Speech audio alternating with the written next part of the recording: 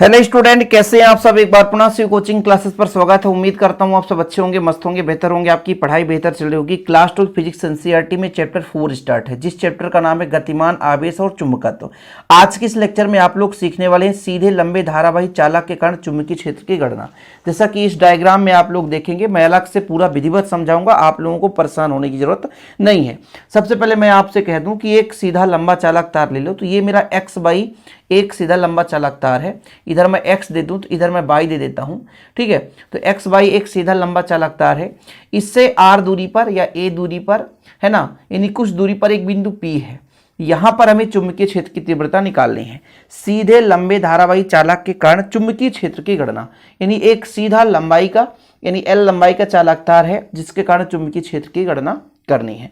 अच्छा, इसके पहले बच्चों आप लोगों को पढ़ाया गया बायो-सेवर्ट का नियम। बायो-सेवर्ट के नियम से क्या निष्कर्ष निकला कि हमारे पास एक चालक तार है और उस चालक तार के अल्पांश के कारण किसी बिंदु पर कितना चुंबकीय क्षेत्र की गणना निकल कर आती है।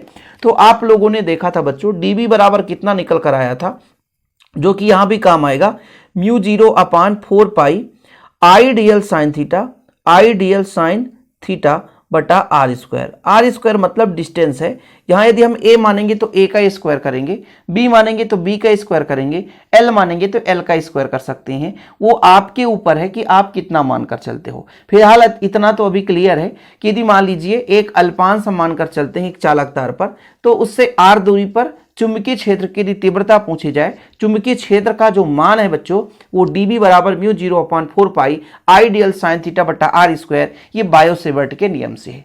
तो चलिए शुरू करते हैं। सबसे पहले हम डायग्राम बनाएंगे, डायग्राम बनाने के बाद एक एक स्टेप बाई समझेंगे बच्चों। तो सबसे पहले अपन को क्या करना पड़ेगा, एक चालक तार लेना पड़ेगा बच्चों। तो यहां पर मैं एक चालक तार खींच देता हूं स्केल की सहायता से। ये मैंने एक चालक तार ले लिया, इस चालक तार का मैंने नाम दे दिया x और y। इस चालक तार का मैंने नाम दे दिया बच्चों x और y, जिसमें कोई ना कोई धारा बह रही है, वो धारा हमारे पास I है। डायग्राम पहले बनाना सीखो, चीजें क्लियर हो जाएगी, कोई दिक्कत नहीं है।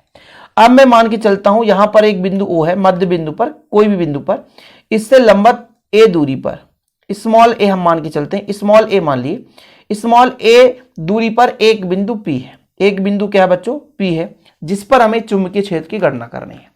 फिलहाल जो मैं बोल रहा हूं वही चीज मुझे लिखना भी होगा, इसलिए प्लीज आप लोगों से यही गुजारिश है कि मैं जो बोल रहा हूं उसे अच्छे तरीके से समझें।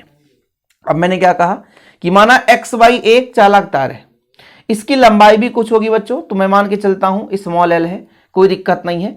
फिलहाल अभी इतना तो समझो कि इस चालक तार के बिंदु O से, चालक तार के बिंदु O से स्मॉल a है, ये ध्यान रखिएगा, स्मॉल a दूरी पर एक बिंदु P है, जिस पर हमें चुंबकीय क्षेत्र की तीव्रता ज्ञात करनी है। बच्चों भूल चूक से यदि विद्युत क्षेत्र बोल दूं ना, इसके लिए मुझे माफ करना, इसके पीछे कारण है। अभी इसके पहले जो भी चैप्टर थे, चैप्टर 1, 2, 3 पूरे इलेक्ट्रिक फील्ड से संबंधित है, विद्युत क्षेत्र से संबंधित। तो विद्युत क्षेत्र बहुत आसानी से शब्द मुंह में आ जाता है। तो ये आपका चुंबकीय क्षेत्र तीव्रता निकालना बच्चों, मतलब चुंबकीय क्षेत्र की गणना करनी है, तो परेशान मत होना।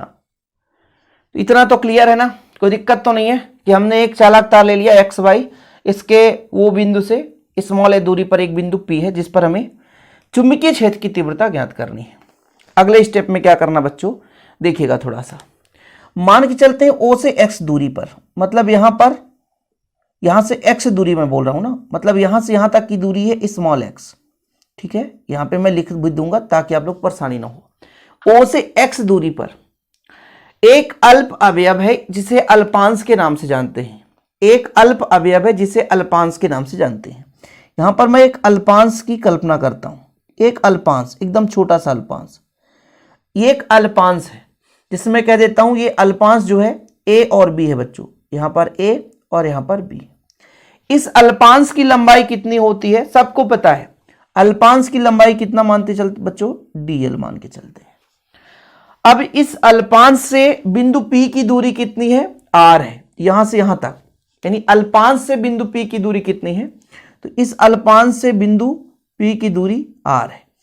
तब आप लोगों को पता है कि बायो-सेवर्ट का नियम क्या कहता है, अल्पांश के कारण, जैसे अल्पांश की लंबाई dl है, अल्पांश के कारण चुंबकीय क्षेत्र की तीव्रता, ठीक है ना, चुंबकीय क्षेत्र की तीव्रता, बार बार कह रहा हूं चुंबकीय क्षेत्र निकाल रहे हैं आप लोग कि O से x दूरी पर एक बिंदु A है, यहां पर एक अल्पांश dl है, यानी कुल मिलाकर के O से X दूरी पर AB बराबर DL लंबाई का एक अल्प अवयव है।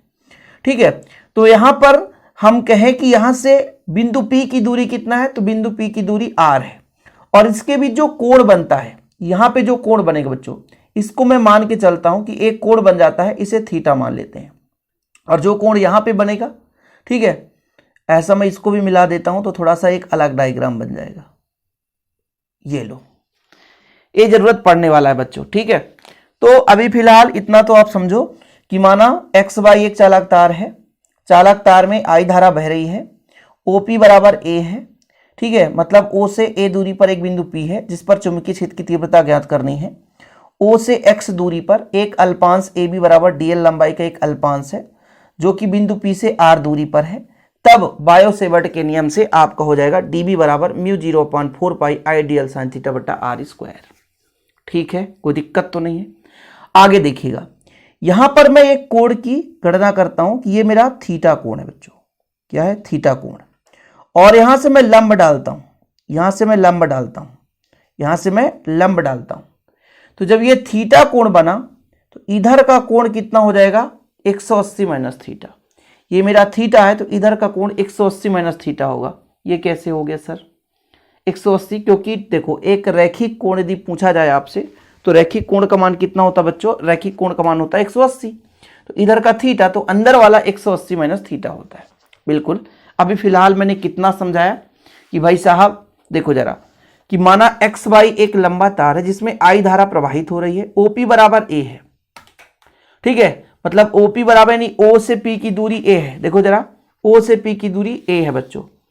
ठीक है, जिस पर एक बिंदु P है, मतलब A दूरी पर एक बिंदु P है जिस पर चुंबकीय क्षेत्र की तीव्रता ज्ञात करनी है। माना O से X दूरी पर DL लंबाई का एक अल्पांश AB, DL लंबाई का एक अल्पांश AB है। जो मैंने यहां पे डायग्राम में समझाया वही चीज बच्चों यहां पर लिखा है, जिसके कारण, ठीक है, जिसके कारण चुंबकीय क्षेत्र की तीव्रता कितनी होगी?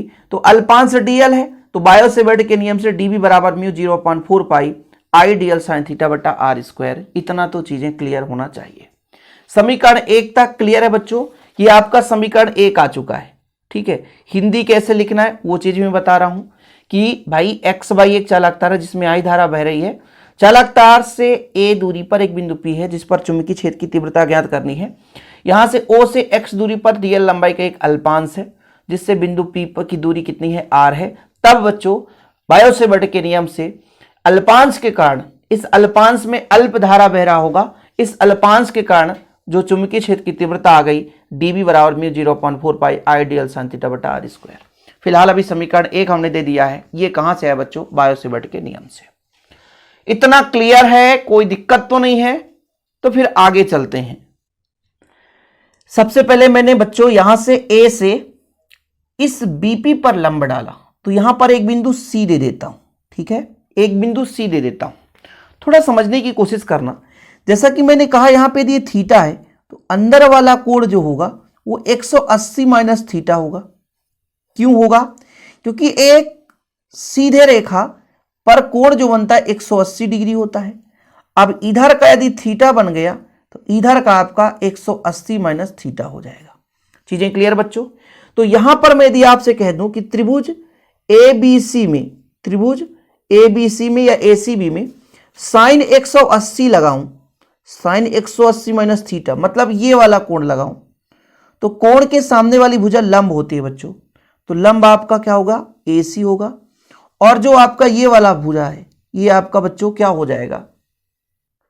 यहां पे 90 डिग्री होगा। तो इसके सामने वाले, भाई लंब मैंने डाला है तो यहां पे 90 डिग्री, तो ये आपका कर्ण हो जाता है। तो साइन थीटा का सूत्र होता है लंब बटे कर्ण। तो ये आपका लंब और कर्ण आपका AB हो गया। मतलब sine 180 minus theta, sine 180 minus theta यदि मैं आपसे कह दूं कि साइन 180 माइनस थीटा बराबर कितना होता है, तो आपका द्वितीय चतुर्थांश में साइन थीटा ही होता है। तो यहां पर मैं कह दिया ये साइन थीटा ही है। और AC का मान मुझे पता नहीं है, लेकिन मुझे इतना तो क्लियर है AB का मान DL है। तो AC बराबर कितना हो जाएगा? DL sine theta, DL sine theta. ठीक है, कोई दिक्कत तो नहीं? इसको मैं समीकरण 2 देता हूं। मेरा समीकरण 1 यहां पे है और समीकरण 2 आ गया। त्रिभुज मैंने ले लिया बच्चों, त्रिभुज ABC में। फिर से मैं बता रहा हूं इधर का कोण थीटा है तो अंदर वाला जो कोण हो जाएगा 180 माइनस थीटा, और साइन थीटा का होता है लंब बटे कर्ण, तो लंब आपका AC हो जाएगा और कर्ण आपका हो जाएगा AB हो जाएगा। तो लंब बटा कर्ण लगाया, AC का AC रहने दिया, AB बराबर आपका DL है, तो DL साइन थीटा AC का मान निकल कर आ गया। इसके आगे बात करते हैं, थोड़ा सा देखिएगा। मैं मान के चलता हूं इन दोनों के बीच भी कुछ कोण होगा, ठीक है, इन दोनों के बीच भी कुछ कोण होगा, वो कोण मेरा फाई है। फाई है, फाई भी हो सकता है, काई भी हो सकता है, XYZ कुछ भी हो सकता है। अब यहां पर मैं फिर से लगाता हूं कि त्रिभुज मेरे पास एक, अब देखो इस खंड का मैंने निकाला, अब इस खंड का निकालना है। मेरे पास ACP है त्रिभुज ACP, वाह, पिक्चर में आप देखते हो ना ACP, त्रिभुज ACP में भैया साइन हमको लगाना बच्चों, साइन, और यदि मान लीजिए फाई हमने माना है, और यदि अल्प कोण मान ले डी फाई मान के चलते हैं, अल्प कोण मान के चलते हैं डी फाई, तो sine d phi, sine d phi. Sine का सूत्र क्या होता है? लंब बटा कर्ण। तो लंब कौन सा बच्चों? लंब हमारा AC है और कर्ण हमारा AP है, क्योंकि 90 डिग्री हमने पहले ही बता दिया कि AC लंब डाला तो यहां पे 90 डिग्री, और 90 के सामने वाला भाग जो आपका क्या होता है? कर्ण होता है। कोण के सामने वाली भुजा क्या होती है बच्चों? लंब होती है। तो लंब हमारा AC है और कर्ण हमारा AP है। चलो भूल चूक गलती हो इसलिए माफ करना बच्चों, लेकिन अभी साइन डी फाई है तो डी फाई रहने दो, AC का मान AC रहने दो, इसका मान R है, तो AC बराबर आपका हो जाएगा R साइन डी फाई। अब यदि मान के चलता हूं कि यदि मान लो यदि इसका मान अत्यंत छोटा हो, बहुत ही कम हो, डी फाई का मान बहुत कम हो, डी फाई का मान बहुत कम हो, तो साइन डी फाई इक्वल लगभग डी फाई के बराबर हो जाएगा। तो यहां पर AC बराबर हो जाएगा, AC बराबर R डी फाई, और इसको आप समीकरण 3 दे दो। समीकरण 2 में भी AC, समीकरण 3 में भी AC बच्चों। तो यहां पर समीकरण मैं आपसे कह दूं, समीकरण 2 और 3 से, समीकरण 2 और 3 से बच्चों, तो मेरे पास DL साइन थीटा है, ठीक है, और इधर मेरा कितना है? R डी फाई है, R डी फाई है। तो यदि मैं आपसे कह दूं कि यहां से DL साइन थीटा का मान उठा करके, DL साइन थीटा का मान उठा करके कहां रख दिया जाए? समीकरण 1 में, समीकरण 1 में रख दिया जाए। तो जब समीकरण 1 में रखेंगे तो समीकरण 1 से यहां लिखेंगे बच्चों, समीकरण 1 से कितना हो जाएगा? dB बराबर म्यू 0/4 पाई, और बच्चों I है तो I, DL साइन थीटा की जगह मान रख दो, कितना है DL साइन थीटा की जगह मान? R डी फाई, कितना बच्चों? R d phi, R d phi, और नीचे का आपका कितना है? R square. देखो जरा नीचे का कितना है? R स्क्वायर, तो R स्क्वायर रहने दो। अभी एक R से तो R कट रहा है ना, तो कितना बच रहा है? म्यू 0/4 पाई बच रहा है, I बच रहा है, डी फाई बच रहा है, और आपका एक R बच रहा है। फिलहाल इतना क्लियर है, आप लोगों को कोई दिक्कत तो नहीं है? तो जैसा मैंने आपको समझाया था लिखने के लिए, सबसे पहले आपको भैया बायो-सेवर्ट के नियम से इतना आ गया था। फिर मैंने कहा था बच्चों त्रिभुज ACB में, त्रिभुज ACB मैंने आपको बताया साइन 180 लंब बटा आपका कर्ण हो जाएगा, कर्ण DL है, DL पक्षांतर करेंगे तो AC का मान आ जाएगा DL साइन थीटा। यहां तक स्क्रीनशॉट ले लो, नोट्स बनाओ प्रॉपर रूप से। फिर ACP में साइन डी फाई लिया, लंब बटा कर्ण जो मैंने अभी आपको समझाया, AP का मान R है, तो यहां से आपका AC बराबर R साइन डी फाई आ गया, ठीक है। इसके बाद बच्चों आप समीकरण 2 और 3 का तुलना कर दोगे, यहां पर बहुत कम है, यहां पर पहले ही बताया कि डी फाई का मान साइन डी फाई के बराबर हो जाए, तो AC बराबर आपका, यहां पर थोड़ा सा ध्यान दीजिएगा, यहां पर थोड़ा सा गलत है बच्चों, जबकि यहां पर होना चाहिए AC बराबर R डी फाई होना चाहिए, R डी फाई होना चाहिए, ठीक है। तो यहां पर आपका R डी फाई कर दो, तो आपको परेशानी नहीं होनी ना भैया, नहीं तो दिक्कत हो जाएगी। फिर जब आप दोनों को तुलना करोगे बच्चों, तो DL साइन थीटा बराबर R डी फाई, इस DL साइन थीटा का मान हम बायो-सेवर्ट के रूल्स में रखेंगे तो हमारा वही चीज वैल्यू आ जाएगा R d phi, DL sine theta की जगह R डी फाई, R से R कट गया बच्चों, तो आपका इसका मान निकल कर आ जाएगा कितना हो जाएगा? R से R कटेगा I d phi upon R, इतना बचेगा बच्चों। इसके आगे आप ऐसा भी लिख सकते थे कि यहां पर आप ऐसा भी लिख सकते थे, कितना आता आपका? म्यू 0/4 पाई, ठीक है, फिर I d phi upon R, इतना बचता बच्चों। ठीक है, क्योंकि इतना बचेगा तभी तो आगे हम वैल्यू पुट कर पाएंगे। यहां तक क्लियर है, कोई दिक्कत तो नहीं है, चीजें क्लियर भाई। एक एक स्टेप इसलिए समझाता हूं ताकि आप लोगों को परेशानी ना हो सके बच्चों। यहां तक आ चुका है हमारा डीवी का मान आ चुका है, जो हम निकालना चाहते थे डीवी। सिस्टमेटिक इसलिए स्टेप बाय स्टेप आपको लिखाने के लिए भी आपको बीच में स्क्रीनशॉट देने का समय देता हूं। I d phi upon R, यहां तक क्लियर है, और इसको आप समीकरण 4 दे सकते हो। अब हम नीचे वाले त्रिभुज का काम लेंगे, क्योंकि इस त्रिभुज का काम ले लिया, अब इस त्रिभुज का काम लेंगे। अब इस त्रिभुज में बच्चों यहां पर मैं एक कोण मान के चलता हूं, ये कोण मानकर चलता हूं, इस कोण को मैं कहता हूं ये फाई है, ये अल्प था डी फाई, ये फाई है। मैं ऐसा कौन सा भाग लगाऊं कि ये मेरा आधार सेट हो जाए और कर्ण सेट हो जाए, क्योंकि ए हमारा तो भाई कहीं पे हेल्प ही नहीं दिया। तो कास थीटा का फार्मूला होता है, कास थीटा का होता है, यानी कास फाई बराबर त्रिभुज में कौन सा ले रहा हूं बच्चों, ओ एओपी में कास फाई बराबर आधार ओपी, आधार बटा कर्ण होता है एपी, ठीक है, एपी। कास फाई बराबर बच्चों ओपी का मान कितना मेरे पास, ओपी का मान बताओ, स्मॉल ए और स्मॉल आर, ठीक है, कोई दिक्कत तो नहीं यहां तक। अब बच्चों 1/r बराबर, 1/r बराबर बताओ, तो आपका कास फाई बटा ए हो जाएगा। देखो जरा 1/r, और इस 1/r का मान यहां पर रखो, 1/r है कि नहीं, इसके अंदर है कि नहीं, आर है कि नहीं, आप ही बताओ। ये बटा में आर है, 1/r है कि नहीं है, 1/r है। तो जब हम समीकरण 4 में रखेंगे बच्चों, तो समीकरण 4 से dv बराबर कितना आ जाएगा, म्यू 0 अपान 4 पाई का 4 पाई। बच्चा यहां पर आई डी फाई है, ठीक है, लेकिन 1/r का कास फाई हो जाएगा। कितना हो जाएगा, आई डी फाई तो है ऑलरेडी, लेकिन ये कास फाई और कास फाई बटा ए हो जाएगा। ये आपका निकल कर आया अल्पांश के कारण चुंबकीय क्षेत्र की तीव्रता। या इसको हम ऐसा भी अरेंज कर सकते हैं, dv बराबर म्यू 0 अपान 4 पाई आई बटा ए, ठीक है, कास फाई डी फाई। ये आपका आ गया है अल्पांश के कारण चुंबकीय क्षेत्र की तीव्रता। तो जैसा कि बच्चों आपका बायो-सेवर्ट के नियम से वैल्यू पुट करते हुए यहां तक आ गया था, फिर मैंने कास फाई लगाया, मैंने कहा लंब बटा आधार, लंब का मान कास का मान आधार बटा कर्ण होता है, लंब बटा आधार तो होता ही नहीं है, आधार बटा कर्ण, आधार बटा कर्ण। देखो जरा, आधार आपका ये, कर्ण आपका स्मॉल आर, तो आधार बटा कर्ण लगा दिया, इसका पक्षांतर कर दिया तो ए इधर आ गया। 1/r का मान मैंने यहां पे रखा, 1/r का मान देख लो जरा यहां पे, तो I d phi cos phi बटा ए हो जाएगा। तो यहां पर आपका बच्चों निकल कर आया, ये एक समीकरण है, जो कि इसको मैं समीकरण 5 दे सकता हूं, और समीकरण 5 मेरा ये आ गया है कि अल्पांश के कारण आया। अभी ये चालक तार के कारण नहीं है, अल्पांश के कारण आया है। अब बच्चों इस अल्पांश के कारण तो आ गया, लेकिन मुझे संपूर्ण चालक तार के लिए लाना है, तो फिर यहां पर देखो संपूर्ण के लिए क्या करना पड़ेगा, यहां से लाना है यहां तक के लिए, तो ये लो इसको भी खींच दिया, और मान लो इधर से खींच दिया, ये लो खींच दिया, बड़ा समस्या हो गया। अब ये पूरा कुछ ना कुछ अलग कोण बनाएगा, और इसका कुछ ना कुछ अलग कोण बनेगा।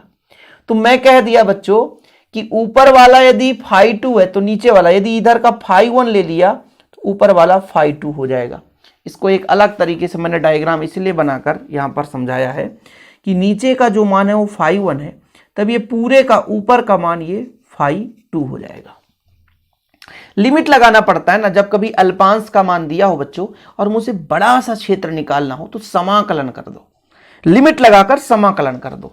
जैसा कि आप लोगों ने तो इतना तो समझा भाई कि ये मेरे पास एक अल्पांश के कारण चुंबकीय क्षेत्र की तीव्रता आ गई। अब मुझे पूरे चालक तार के लिए करना है। अब देखो जरा, यहां पे एक अल्पांश ए भी है, केवल इस अल्पांश के कारण चुंबकीय क्षेत्र आया है, पूरे के लिए निकालना ना, पूरे चालक तार के लिए, तो लिमिट लगाना पड़ेगा फाई 1 से फाई 2 तक, लिमिट लगाना पड़ेगा कि फाई 1 से फाई 2 तक। ये आपके पास, ये मेरे पास चालक तार है, और इस चालक तार के अल्पांश के कारण चुंबकीय क्षेत्र है इतना। और जब मुझे संपूर्ण के लिए निकालना पड़ेगा बच्चों, तो मुझे समाकलन लगाना पड़ेगा, वो भी लिमिट कहां से, फाई 1 से फाई 2 तक। कहां से कहां तक लिमिट लगाना पड़ेगा, तो फाई 1 से फाई 2। आप कहोगे सर ये प्लस है ये माइनस, क्योंकि एक दूसरे के विपरीत, एक दूसरे के विपरीत। तो यदि मैं आपसे कह दूं कि संपूर्ण चालक तार के लिए, संपूर्ण चालक तार के लिए, आगे अगले स्टेप में बात कर रहे हैं ना, थोड़ा सा कंफ्यूज मत होना ना। तो संपूर्ण चालक तार के कारण मैं आपसे कह दूं, यहां पर लिख भी देता हूं, संपूर्ण तार के कारण, आप ऐसा भी लिख सकते थे चालक तार एक्स वाई के कारण चुंबकीय क्षेत्र। तो आपको तो इतना क्लियर होना चाहिए कि यदि कोई भी अल्पांश है, ठीक है, अल्पांश है, और उसे मैं बड़ा रूप देना चाहता हूं तो समाकलन करना पड़ेगा। समाकलन कहां से, फाई 1 से फाई 2। अल्पांश कितना है, डीबी। अब डीबी का मान रख दो, कितना है डीबी, म्यू 0/4 पाई आई बटा ए कास फाई डी फाई। बच्चों यहां पे जो कांस्टेंट है ना, जैसे म्यू 0/4 पाई आई बटा ए कांस्टेंट है, उसे बाहर ले लो, फाई 1 से फाई 2 तक कास फाई डी फाई। अब आप लोगों को एक समस्या होगी, अब किसी से कास फाई का समाकलन ही नहीं बन रहा है, तो समाकलन समझ लो कास का होता है साइन। कास का क्या होता है बच्चों, साइन होता है। तो आपका आएगा म्यू 0/4 पाई आई बटा ए, कास का समाकलन साइन होता है बच्चों। तो यहां पर आप लिखेंगे साइन, ठीक है, कास का क्या होता है साइन। फिर यहां पर लिमिट लगाना पड़ेगा, माइनस फाई 1 से फाई 2 तक लिमिट लगाना पड़ेगा, ठीक है। फिलहाल आप लोगों को बड़ा समस्या होता होगा कि सर कहां से ले आए, समझ में नहीं आ रहा है। मैंने कहा समाकलन लगाना है, माइनस फाई 1 से फाई 2 तक, डीबी का मान रखना है, जो भी कांस्टेंट है उसे बाहर लाना है। जैसे म्यू 0/4 फाई आई अपान ए, इसको बाहर ले आऊंगा, कास फाई का समाकलन साइन फाई, कहां से, माइनस फाई 1 से फाई 2 तक। अब बच्चों पहले अपर लिमिट रखते हैं, फिर लोअर लिमिट रखते हैं, ये माइनस माइनस प्लस हो जाता है। पहले अपर लिमिट यानी ऊपर वाले को रखते हैं, फिर नीचे वाले को रखते हैं। जैसे यहां पर आपको दिक्कत होगी, तो आया आपका म्यू 0/4 पाई आया, आई अपान ए आ गया बच्चों। पहले ऊपर वाले को रखेंगे तो साइन फाई 2 माइनस, बीच में माइनस लगता है, और फाई 1। अभी आप कुछ नहीं समझ में आ रहा तो माइनस माइनस प्लस कर दो। अभी इतना लंबा चौड़ा चतुर्थांश यहां पर आपके समझने का काम है नहीं। तो यहां पर आ गया साइन फाई 2 प्लस का साइन फाई 1। यहां तक क्लियर है बच्चों। यहां से हम कंडीशन लगाएंगे, दो कंडीशन लगेगा। तो कंडीशन का मतलब ये होता है बच्चों कि मान लीजिए ये चालक तार की लंबाई बहुत ज्यादा हो, तो ये इधर 90 डिग्री हो जाएगा, इधर भी 90 डिग्री, क्योंकि जब बहुत ज्यादा होगा तो ये इसके अपेक्षा ये पास कहलाएगा। तो यहां पे 90 डिग्री बन जाएगा। तो आपका फाई 1 भी 90 हो जाएगा, फाई 2 90, साइन 90 साइन 90, ठीक है। कंडीशन है, देखो यहां तक क्लियर है, यहां तक तो आप लोग कर लिए होंगे, यहां तक चीजें क्लियर है बच्चों। जैसे आप लोगों को मैंने बताया कि संपूर्ण चालक तार कण चुंबकीय क्षेत्र की तीव्रता, तो यहां तक आप लोगों ने कर लिया कि बी बराबर म्यू 0/4 पाई आई अपान ए। मैंने अपर लिमिट लोअर लिमिट रखा, माइनस माइनस प्लस कर दिया। अब यहां पर मैंने कहा कि कंडीशन है कि जब चालक तार की लंबाई असीमित दूरी पर, मतलब बहुत लंबा दूरी हो, तो फिर हमारा लगभग फाई 1 फाई 2 90 डिग्री हो जाएगा। ये समझ में नहीं आया ना आपको। ये देखो इस चालक तार को बहुत दूर मिला दो, तो ये यहाँ पे जो ये मिलाने वाली रेखा है ना, ऐसी हो जाएगी, सीधी ऐसी, तो 90 डिग्री बना लेगी, खत्म कहानी। और जब 90 यहाँ भी 90, यहाँ भी 90, यहाँ भी 90, तो साइन 90 का मान 1, साइन 90 का मान 1, 1 2 हो गया, 2 से 2 काट दो, तो ये आपका चुंबकीय क्षेत्र आ गया। लेकिन ये बोला गया कि जब बिंदु P चालक तार के किसी एक किनारे पर हो, जब एक किनारे पर होगा, जब ये एक किनारे पर होगा तो इस बिंदु के साथ 90 डिग्री बनाएगा, लेकिन इसके साथ 0 डिग्री बनाएगा। कहने का मतलब 1 में यदि 0 है, दूसरे में π/2, तो एक में हम 0 रखेंगे, एक में π/2 रखेंगे, तो 0 वाला खत्म कहानी, साइन π/2 मान 1 हो जाएगा। तो ये आपका चुंबकीय क्षेत्र की तीव्रता निकल कर आ जाएगी। ज्यादा कुछ नहीं है। अब लोगों को यहां भी कंफ्यूजन होगा कि कहां से आ गया, वो भी समझ में नहीं आ रहा होगा, ठीक है। मैं आपको बता देता हूं, लो जरा यहां पर बता देता हूं। बोला गया कि मान लो एक आपका कितना हो जाए 0 डिग्री, साइन 0 का मान कितना हो, और एक साइन 90 हो जाए, तो साइन 90 का मान 1 होता है। तो मैं यहां पर म्यू 0/4 पाई रखता हूं, आई अपानी 0 + 1, तो आपका 1 हो जाएगा बच्चों। तो म्यू 0/4 पाई आई इंटू ए, ठीक है। ये आपका निकल कर आ गया। कब? जब चालक तार के किसी एक किनारे पर बिंदु हो। जैसे बिंदु P यहाँ पर आ गया तो इसके साथ तो 90 डिग्री बनाएगा, लेकिन इस बिंदु के साथ 0 डिग्री बनाएगा। इसलिए तो भाई ये चालक तार से यहाँ पर बिंदु P था, बिंदु P यहाँ पर आ गया, इसके साथ 0 डिग्री, इसके साथ 90 डिग्री बनाता है। और जब मान लो इस चालक तार की लंबाई असीमित कर दी जाए, बहुत लंबी लंबाई कर दी जाए बच्चों, तो इसका भी 90 डिग्री और नीचे भी 90 डिग्री, ये चीज़ है। और इस प्रकार से इस चालक तार का पूरा टोटल काम कंप्लीट हो चुका है। उम्मीद करता हूं बच्चों आप लोग अच्छे तरीके से समझ गए होंगे। इसलिए तो मैं हमेशा कहता हूं कि आप लोगों के लिए एक छोटा सा अमाउंट रखा जाता है नोट्स के लिए। आप लोग लेना चाहते हैं तो कांटेक्ट कर सकते हैं हमारे पर्सनल नंबर 9685299149 पर। बाकी तो PDF नोट्स आपको इसी का मिलेगा, परेशान होने की जरूरत नहीं है। स्क्रीनशॉट लेना तो ले सकते हैं, है ना। डिस्क्रिप्शन पे ऐप का लिंक मिल जाएगा बच्चों, आप लोग ऐप के साथ भी ज्वाइन कर सकते हैं। मैं समय दे रहा हूँ आपको स्क्रीनशॉट लेने का, ज़्यादा समय नहीं है, फटाफट आप स्क्रीनशॉट ले लो।